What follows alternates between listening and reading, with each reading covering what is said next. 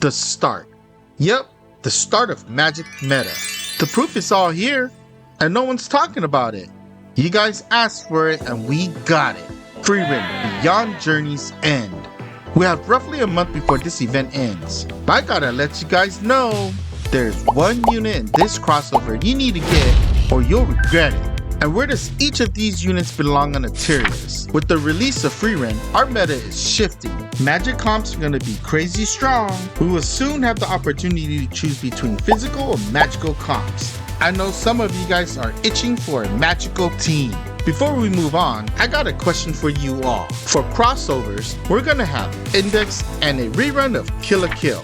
But we also have one more crossover that Grand Summoners has not announced just yet. I'll tell you this, it's gonna be a crossover we've already had with Awoken units that hasn't gotten a Dream Awakening yet. Yu Hakusho? Question mark? Shield Hero maybe? What do you guys think? Let me know in the comments. So what do you want for your account before this event ends? Let's go over the equipments quickly. This crossover event has a lot of good nuking equipments, but there are two equipments that you should pick up. Stark's outfit that has a 30-second CT and reduces 45% of physical damage if the user is human. This is the best and highest physical damage resistance equipment in the game right now. So having this equipment will make your life so much easier. Going against physical enemies, we have Fina's Devil Wings, Demonic Globe, and now Fern's outfit. In most cases, you're going to equip this to a human unit anyways. In terms, you gain an additional 20%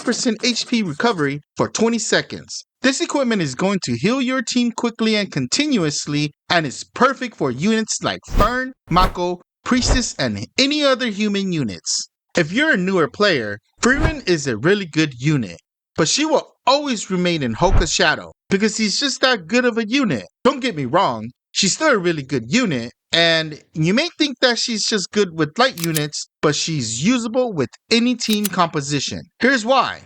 Without light units, Frieren is still an impressive supportive unit. She provides the team with Argent, increases stats, and damage debuff. Besides these three traits, she can't do any damage. Even with defense ignore. I mean, she's a 1,000-year-old elf that killed the most demons, but she can't do no damage in Grand Summoners. Plus, after activating her arts 6 times, her arts become useless because you just can't heal the team afterwards. If you're able to obtain Frieren, make sure you pick up her true weapon. This allows her to get 13 arts per second with her true art and passive. For her rotation, she wants to pop her true art first, art and then super art, if you're on a monolite team. If not, just rotate her true art and art. On the tier list, she's definitely not a triple S unit. With the time that I have with her, I think she's an SS tier, since her kit has good supportive capabilities. Because we know that Houka is coming back, Frieren is not pity worthy, so make sure you pick up Houka once he comes out. He's one of the best units in the game. But Frieren is the best substitute for Houka. 100%. Who is good with Frieren? Units like Saito, Stark, and Saitama the Hero benefit a lot from her arts because of the stats increase. Plus, 20k HP, stats increase, and A arts per second. Who doesn't want that? She really wants to be with light units, but you don't have to. I'm sure you want to know who the best unit in this crossover is, and the reason magic comps are going to change. So stay tuned. Now, Stark is more of a selfish unit. Units similar to Stark are always hard hitters.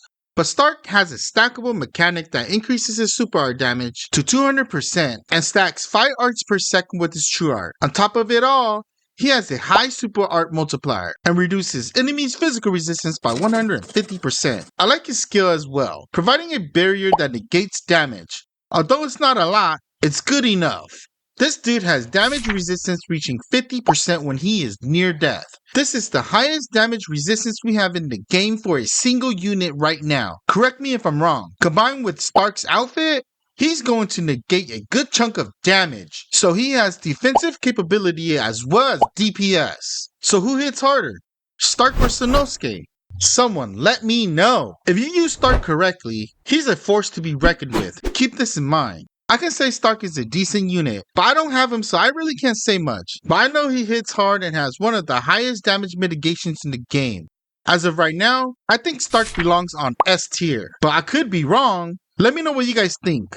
For his rotation, he wants to True Art 5 times, Art and then Super Art. Keep in mind that his True Art stacks reset after Super Art is used. If you have this guy or get this guy, he's a good DPS unit. Can't complain. I'm back. Yeah, I'm back.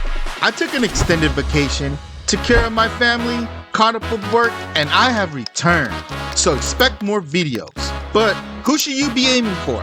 Let's find out. Don't forget to like and sub if you haven't already. I'm back. Remember this. Okay, on paper, Frieren and Ubel seems really good. But unlike Frieren, Ubel is actually crazy. This chick increases her arts by 10 per second with her arts. Increases all allies' next super art damage by 100% and accuracy. What's not to like about this? Any unit with this type of arts will generally make your team hit so much harder. Just like Sanraku, this chick reduces enemies' crit resistance. This means Ubel has to use her true art in order to inflict crit. She also provides the team with 6 arts per second, and her super art damage multiplier is decent. Reducing enemies' earth resistance by 150% and accuracy is decent enough damage. Ubel wants to be with earth allies for sure. She increases their arts by 70 at the start of the quest. With War God Finn, that's 120 arts just being together on the team. Because she's a magic DPS unit, it's hard for her to fit into a team right now that will allow her to shine. Other than that, Ubel is a beast of a unit. There really isn't any unit that have good synergy with her but Evil Eye and Valdura at this time. They should have made this chick a physical attacker, but she's good with majority of earth units and can be your main DPS unit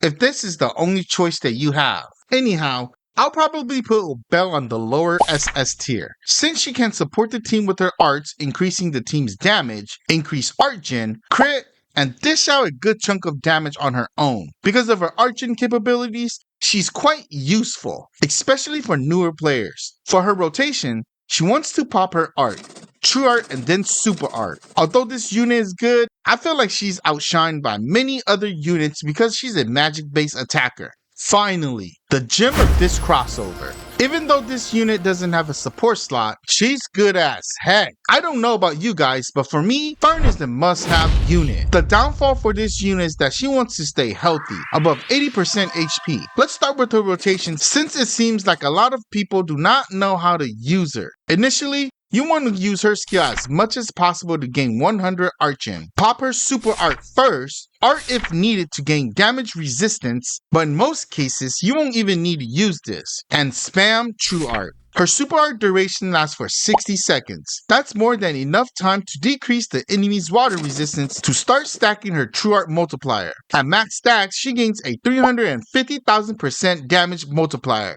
Fern is a unit that wants to spam her true art, and once you pop her super art, you're resetting her true art multiplier. So recognize when you absolutely have to reset her true art if you need to keep the team alive. In this case, you'll be popping her art for damage mitigation. What makes Fern so strong is the fact that she can beat any opponent with just basic attacks. Okay, actually, it's her crit rate and super crit from her passive. As mentioned, she wants to stay healthy. Everything in Fern's kit is there for a reason. Fern is one of the best and strongest unit in the game right now. If you're into magic comps or in need of a magic DPS, Fern is a must-have unit. You can use her in any team composition. She can do good on her own, or focus on magic comps that boost her damage or mono water teams, which she thrives better in. You can pick Houka or better for the best results. Honestly, I'm not too sure if Fern is a triple S tier, but because of her kit overall, I think she belongs on SS tier. She's easy to use and hits hard as heck.